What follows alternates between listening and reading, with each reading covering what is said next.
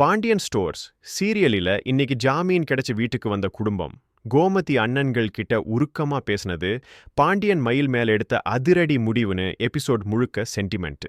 Police ஸ்டேஷன்ல இருந்து வெளியில வந்த கையோடு கோமதி அண்ணன்களை பார்த்து கதறி அழுதா. நமக்குள்ள 1000 சண்டை இருந்தாலும் எனக்கு ஒரு கஷ்டம்னதும் ஓடி வந்து நின்னீங்களேன்னு சொன்னது எல்லார் மனசையும் கரைச்சிருச்சு. முத்துவேலும் சும்மா இல்ல, என்ன இருந்தாலும் நம்ம ஒரே ரத்தம் கோமதி, பிரச்சனைன்னு வந்தா சும்மா இருக்க முடியுமான்னு சொன்னது பாச போராட்டம். பாண்டியனும் மச்சான்கள் கையை பிடிச்சு கலங்கினது ஆச்சரியம். வீட்டுக்கு வந்தவங்கள காந்திமதி பாட்டி ஆரத்தி எடுத்து வரவேற்றாங்க. நேத்து முழுக்க பட்ட கஷ்டம் போகட்டும், இனிமேலாவது எல்லாம் நல்லபடியா நடக்கும்னு சொல்லி உள்ள கூட்டிட்டு போனது ஆறுதலா இருந்தது. சாப்பிட மனசு வராம கோமதி அழுதுட்டே இருக்க பாண்டியன் தான் சமாதானம் பண்ணாரு. நேத்தே ஆஸ்பத்திரியில இருந்த, இன்னைக்கு சாப்பிடாம உடம்ப கெடுத்துக்காதன்னு அவர் ஊட்டி விட்டது நெகிழ்ச்சி.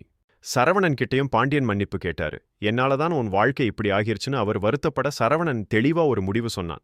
மயில் இனிமே இந்த வீட்டுக்குள்ளேயே வரக்கூடாதுன்னு கராரா சொல்லிட்டான். கோமதியும் ஆவேசமா அவளை இந்த வாசப்படியை மிதிக்க விட மாட்டேன்னு சபதம் போட்டாங்க. பாண்டியன் குடும்பம் இப்போதான் பழைய மாதிரி ஒன்னா சேர்ந்து மயில் மேல கோவத்துல இருக்கிறாங்க. அடுத்து என்ன நடக்க போகுது?